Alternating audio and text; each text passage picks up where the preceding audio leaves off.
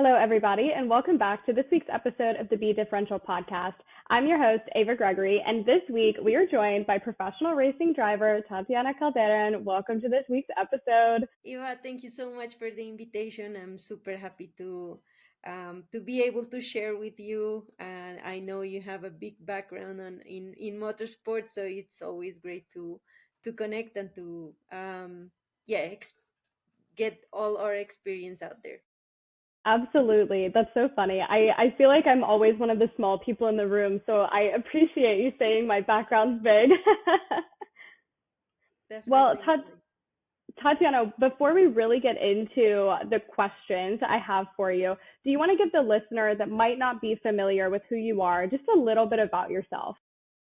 So I'm originally from Colombia. I'm a professional racing driver. I have been racing for over 20 years. I started my career when I was 9 years old in Colombia, but I will always like fell in love with speed and adrenaline, and I've been privileged to call motorsport like my job and being a racing driver. So also very proud to have raced along some really great drivers all over the world, and I'm really passionate about really giving back to the sport and hoping that we can see more women in a male dominated sport or areas in general. So yeah, super passionate about sport, coffee, and promoting the next generation of female talent.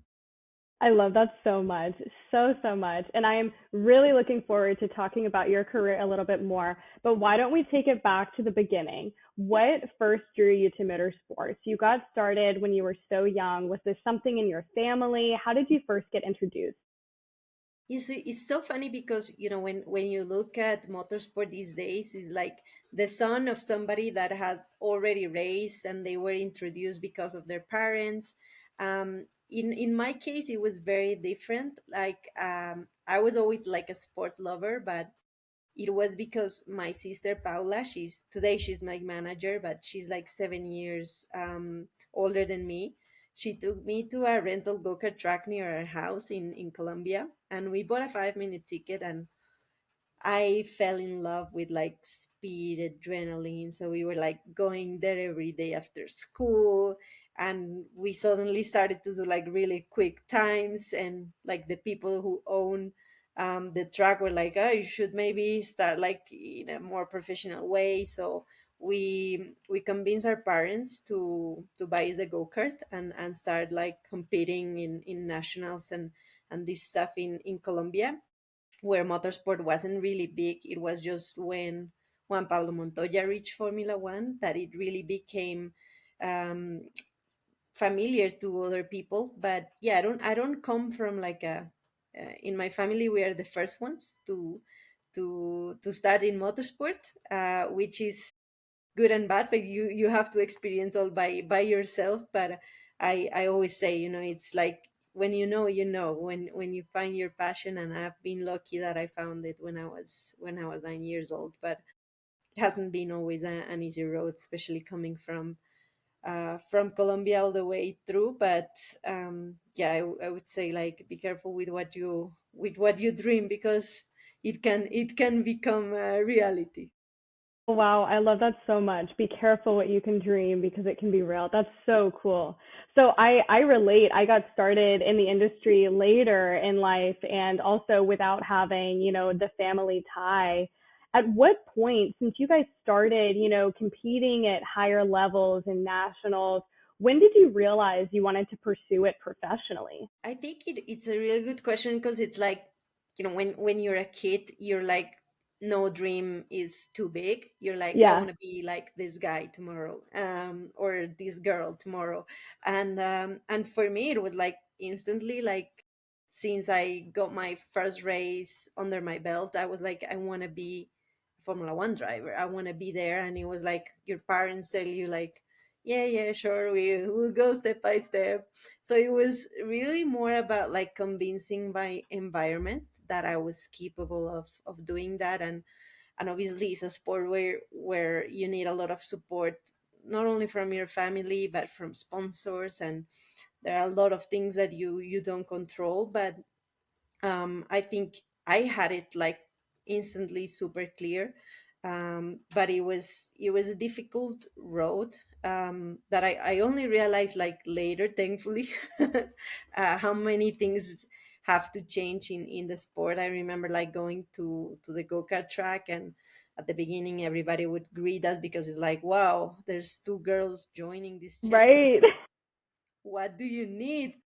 And then their face change when you start to be competitive, to win a few races, and it's like suddenly you're in a different environment. So it was definitely like since you start winning, that you sort of start to believe in yourself a bit more, and people start to take you seriously, including my parents. I think they saw like how committed I was to, and how much I enjoyed it. So I think they always say also that they grew because they wanted to give me more opportunities in the future with business, with everything. So it's always been sort of a family business, and family taking control of all the decisions. But it was pretty nice to sort of do it that way, I guess, looking back at it. I love that so much. And even, we met last year just during the Women with Drive Summit, and you and your sister, it's so clear how hardworking you both are in each of your own ways. And seeing that family tie is just massive. And now, hearing a little bit more about your background, it just means so much to see that commitment to the family. So you mentioned, you ended up when you started this dream of wanting to be a professional racing driver, you maybe didn't realize all the obstacles that would come with it. When when you were in Colombia and when you were starting in this space and this environment, what were some of those challenges? Obviously navigating, how people treated you as women in the space, and then as you started winning, but especially you mentioned sponsorship, you mentioned, the opportunity and then growing your skill set. What were some obstacles or things that you had to kind of work through? Yeah, I bet you have overcome a lot of those barriers as well. And I only like realized and wanted to talk about those barriers like very late in my career, like just recently, because I thought like, okay, nothing is changing. But um I really think like, like people in the industry is like, okay, I don't think a girl can be as quick as a boy. Mm, And I think like you're never like the to get to good teams and get the credibility. It's been so difficult. So once you have that credibility, it's like people start to think that in the sport is like they tell you like, um men and women, they're equals, because when you put your helmet on, it's only the stopwatch that counts. yeah, But that couldn't be more out of, like, it's not that way. It's women, yeah. we are not the same as men, and we need different things to perform at the highest level. So I think like we haven't had data from women achieving or being in like the best categories, and knowing what it takes and what they need in order to maximize their full potential. So like even like the way we need to train, it's different. So I had to do a lot of research on my own to like know, okay, we have a period every month, so the way we need to train and how we need to train is very different. How we need to eat is different. In the car also, like the cognitive aspect, the way we see the world, the way we feel, it's very different. It's not the same. And sometimes I think I did a few mistakes by just trying to fit in and trying to, okay, I can't do this now, but I'll try their way. But why don't we just try my way? Yeah, Right? yeah. So I think there's so many hidden barriers because we haven't had that many women. Therefore, we don't have the research and data to be able to prove that doing things different can be the answer to us. And we are not equal, we are not the same, we are different in our own way. We have our power. And I think realizing that, uh, it took me a few years, but there are differences. And I think like even like the car design, it's basically they took like male as reference, not woman, and it's just to be confident and secured in the car. It's a whole different story.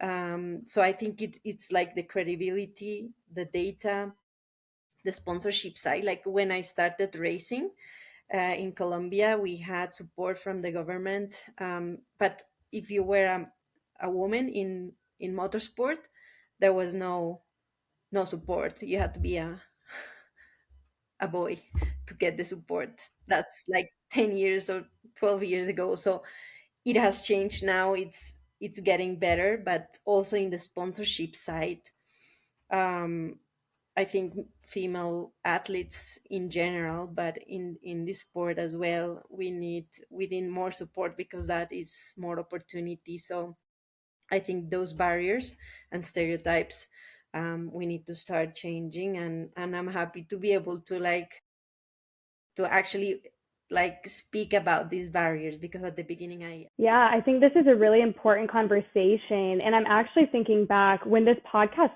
first started, like it was within the first 10 episodes, we talked about with a couple different guests about the challenges of car seats not fitting women and racing suits not being suited for women's like body makeup. And so there's so many aspects that I think you're right still need to be addressed. And it is really tough to navigate because I can agree and relate to when I started in the industry as like in the corporate side and being maybe the only woman in a decision making room. I just wanted to like be seen. And so I didn't let it be acknowledged that I was, oh, it's a woman. Like I just was like, no, I'm just here. But like there is power in acknowledging that you are a woman and there are different things you bring to the table. And not just men and women, but life experiences, right? You're going to have different things that now you're going to see the world differently, how you anticipate driving on track, how you anticipate a business meeting going is going to be done differently. So I think it's a really important conversation, and it's fascinating to hear that just 10, 12 years ago, there's a difference in not having that support from the government. And then now there's options. Like that's such recent current events. But I mean, to hear that there's change, that's huge. So we can talk about more challenges in a little bit. I do want to talk about some of the exciting things that you have had the opportunity to do, and you've competed in so many different series and types of racing, from Formula 2 to Super Formula, endurance racing. Can you maybe speak to starting in go-karting and then now in all of this wide variety of types of vehicles? What have been some of the biggest differences and challenges that you've had to adapt to? Yeah, that's huge. And I think that can be translated to so many roles and industries. I mean, the skill sets that you've gained from having such a broad experience is huge. And it's led you to opportunities that, I mean, are just amazing. You mentioned at one point that you said, I want to be a racing driver in Formula One, and you've had the chance to test drive Alfa Romeo in Formula One. And I don't think that your broad experience, without your broad experience and getting to try so many other things, you would have even had that opportunity. Can you speak to that experience a little bit, and then maybe some things that it taught you about the sport in a different way from your other vast experiences in driving you've already had? Wow, that's insane. I'm so happy for you that you got to experience that. But you just mentioned something that I want to spend a little bit more time on, because you're right. There are things and initiatives happening to get more women in motorsports. There are things that are creating more opportunities, but what impact do you think still needs to happen to see women competing in Formula One? I mean, we're seeing like these road to, and the create like groups of women that are going through training, and obviously like it takes investment. But what do you think it will actually take to see a woman compete in Formula One? Yeah, yeah, yeah, yeah, yeah, yeah, yeah. I think that's great. You're absolutely right that data and history is absolutely necessary to grow it. And I love that you mentioned, if they're not competing against the best, they're never going to be pushing themselves to see, their maximum potential. And if they're in equipment that doesn't fit, if they're in, it's such a good point. And it's so simple, but I do feel like because it's so simple, there isn't a lot of time spent on addressing it because it seems obvious, but then we don't talk about it. And you're right, it's absolutely necessary to get these data points and to show where and how we can support women so that they can then be well equipped to go into a serious competitive space like Formula One.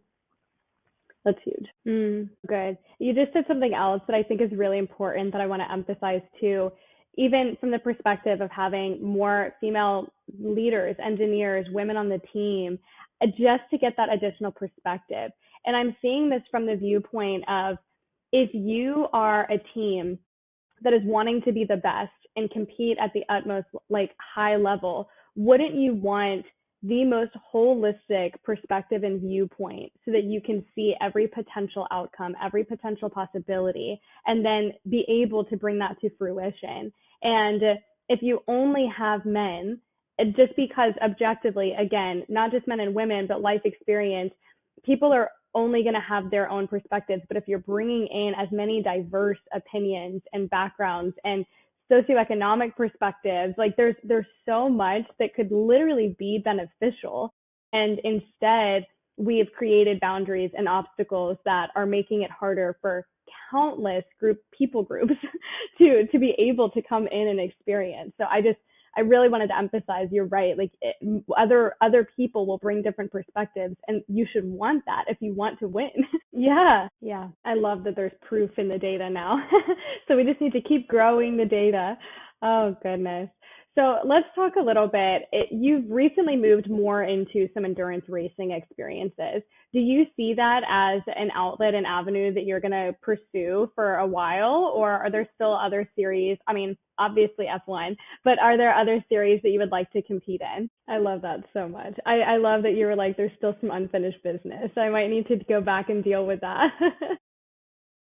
So I just want to ask too, like looking outside of racing and motorsports, are there other projects or goals that you have? I mean, mentorship, team ownership, things like that might be interesting to you outside of your general career now. Yeah. Are you really?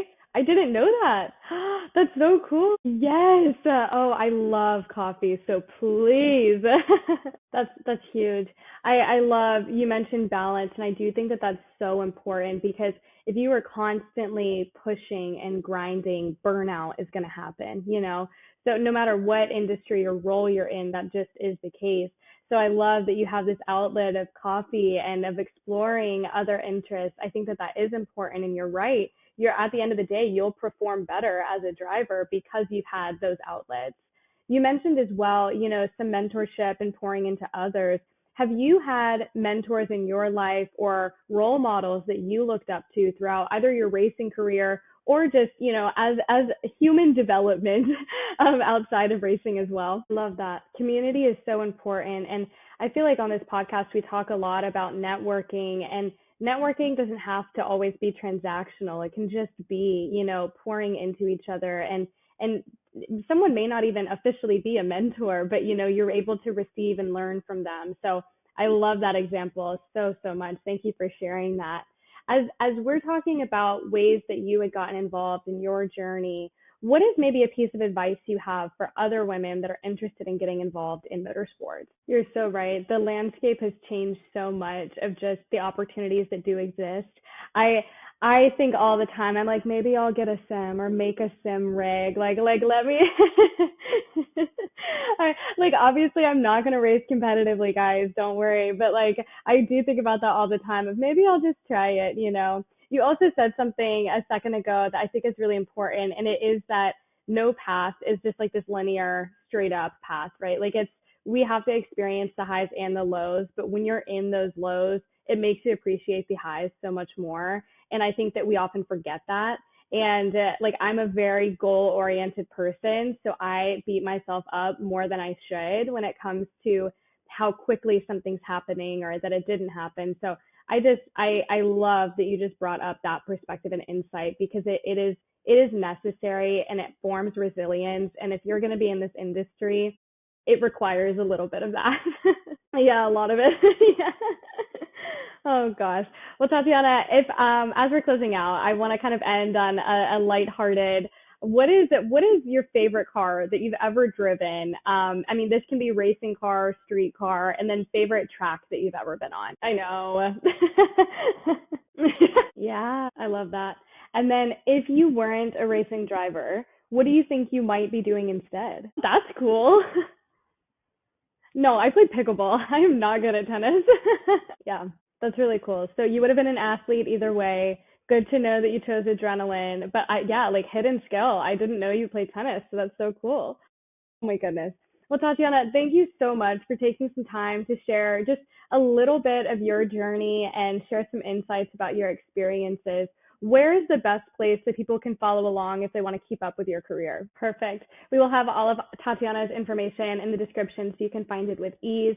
Tatiana, thank you again for sharing your insights and journey. It's so cool getting to hear every perspective that's in this industry and from the background where you started to now and your experiences. It's just been a whirlwind, and I'm so grateful to have heard some of them. And listeners, thank you for tuning in this week. We'll see you next week. Bye.